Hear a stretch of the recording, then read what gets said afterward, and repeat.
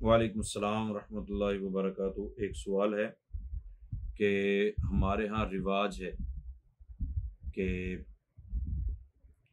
جب کوئی عورت فوت ہو جاتی ہے تو اس کا کفن وہ والدین کے ذمہ ہوتا ہے۔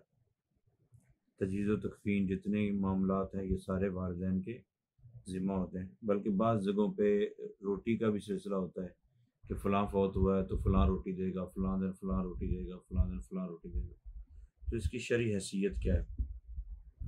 اور جو اصال ثواب کے لیے جو اہتمام کرتے ہیں اس کھانے کا کس کے ذمہ ہوتا ہے، یہ ساری صورتحال آپ نے پوچھی ہے۔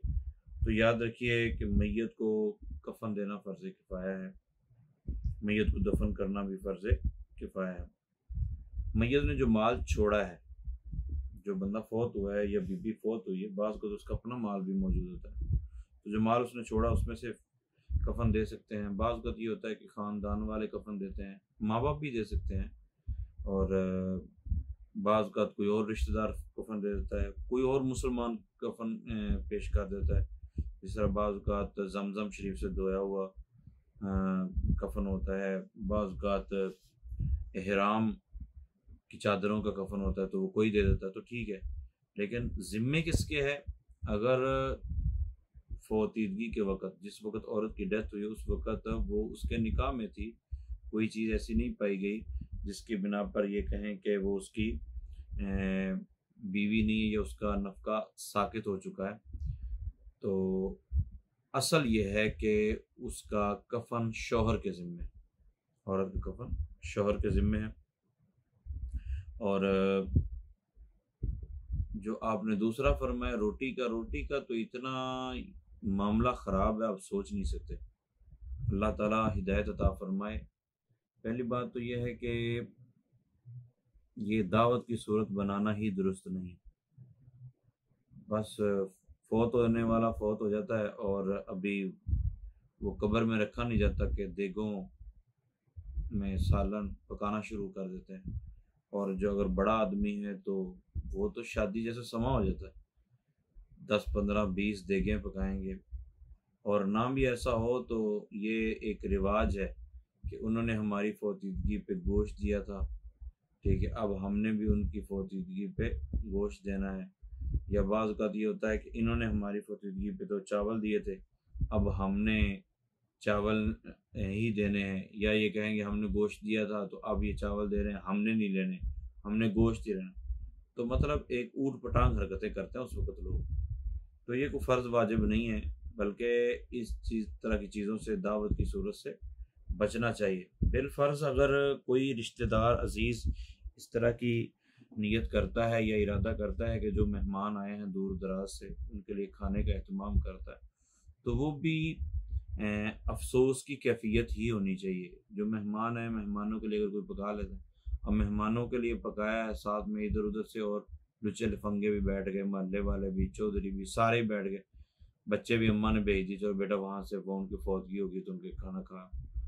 تو جو چیزیں کچھ شروع کی گئی تھی نا، جس طرح شادی بیاہ کے موقع پر اسلامی وغیرہ نیوتا وغیرہ جو شروع کیا گیا، شروع تو اس وجہ سے کیا گیا تھا کہ چلو کسی غریب کا بھلا ہو جائے، سب کے لیے آسانی ہو جائے، لیکن ان کا نا مس یوز اب ہو رہا ہے۔ جس طرح اب کھانا اگر کسی نے اس طرح کا شروع کیا ہے کہ کوئی ایک رشتہ دار کیا کرتا ہے کہ یار چل میں دے دیتا ہوں، ٹھیک ہے، یا عادت بنا لی ہے کہ فلاں دے گا، تو بھائی وہ مہمانوں کے لیے دے رہا ہے، وہ چاول دے، وہ سادہ پانی دے، یا وہ تھوڑا بہت کرے یا زیادہ کرے، یہ اس کی سردرد ہے، ٹھیک ہے، وہ نہ کرے تب بھی ٹھیک ہے، لیکن اگر کوئی کرتا ہے فتنے فساد سے بچنے کے لیے تو اس کو اتنا ذلیل نہ کیا جائے کہ اب وہ بیچارہ پہلے تو رشتہ دار فوت ہوا ہے، اب اس کے لیے وہ قرضہ اٹھا اٹھا کر روٹی دے رہے ہوتے ہیں۔ یہ حرکتیں ٹھیک نہیں، اللہ تعالیٰ مسلمانوں کو عقل سلیم عطا فرمائے۔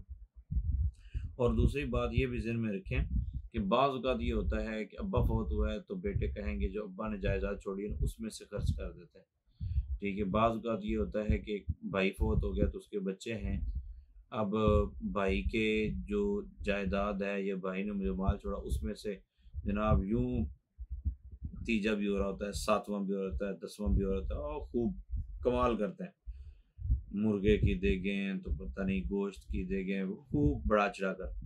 तो इस हवाले से ये ज़हन में रखें कि जो मैयत ने माल छोड़ा है उसमें से आप इसाले सवाब का इस तरह अहतमाम नहीं कर सकते। हाँ, अगर आपकी विरासत में आया है और आप उसको तक़सीम करना चाहते हैं तो वो एक अलग बात है। लेकिन आप यतीमों का माल उठा के लगा रहे हैं जी, आप तुम्हारे बाप पे लगाया ना, बच्चे तो बच्चे होते हैं फिर। वो फिर बाद में लिस्टें बन के जा रही होती हैं कि जी इनके इतने लाख रुपया लग गए, इतने लाख रुपया लग गया, बीच में फट्टी भी लगती होगी। तो बहरहाल जो मैयत ने माल छोड़ा है उसमें से तो खर्च करना नहीं चाहिए, वो वारिसों का माल है। और दूसरा ये है कि जो रोटी वगैरह देते हैं ये को देना ज़रूरी नहीं, महल्ले वालों को तो खानी नहीं चाहिए, ठीक है, इलाके जो करीब करीब हैं उनको भी नहीं खानी चाहिए। हाँ, दूर दराज से आए हैं बेचारे, अब कहाँ जाएंगे, या उनके पास अब इतना ही इस्तात भी नहीं है कि वो होटल से जाके खा सकें, तो उनके लिए अगर कोई खाना पकाता है तो जिस तरह का पकाएगा उस तरह की उसको इजाज़त दी जाए और दावत की सूरत न बनाई जाए। अल्लाह ताला अमल की तौफीक अता फरमाए। आमीन बिजाहिन नबी।